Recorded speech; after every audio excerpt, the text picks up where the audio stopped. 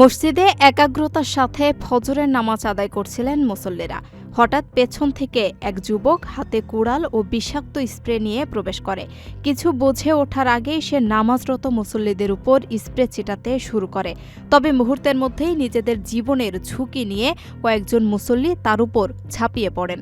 খালি হাতেই হামলাকারীকে মাটিতে ফেলে চাপটে ধরেন তারা, আর তাতেই বড় ধরনের বিপদ থেকে রক্ষা মেলে। চাঞ্চল্যকর ঘটনাটি কানাডার ওন্টারিও প্রদেশের মিসিসাগা শহরের দার আল তাওহিদ ইসলামিক সেন্টারের।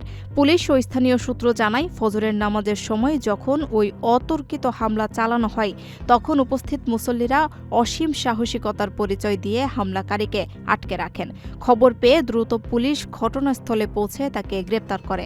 আটকের পর তল্লাশি চালিয়ে তার কাছ থেকে বিপজ্জনক রাসায়নিক ও অন্যান্য সরঞ্জাম ভর্তি একটি ব্যাগ উদ্ধার করা হয়। তদন্তে বেরিয়ে আসে গ্রেপ্তারকৃত ওই হামলাকারীর নাম মোহাম্মদ মুইজ ওমর। সে একসময় মুসলিম থাকলেও পরবর্তীতে ধর্মান্তরিত হয়ে নাস্তিকতায় বিশ্বাসী হয়ে ওঠে। ইসলামের প্রতি তীব্র ঘৃণা ও বিদ্বেষ থেকেই সে এই পরিকল্পিত হামলার ছক কষেছিল। এমনকি তার কাছে হামলার উদ্দেশ্যে আরও কয়েকটি মসজিদের তালিকাও পাওয়া গিয়েছিল বলে জানায় পুলিশ। মূলত মুসলিমদের উপর বড় ধরনের হত্যাযজ্ঞ চালানোর ঘৃণ্য উদ্দেশ্য নিয়েই সে ওই দিন মসজিদে প্রবেশ করেছিল। মূলত ঘটনাটি আগের হলেও সম্প্রতি এর সিসিটিভি ফুটেজ অনলাইনে প্রকাশিত হওয়ায় এটি নতুন করে আলোচনার জন্ম দিয়েছে।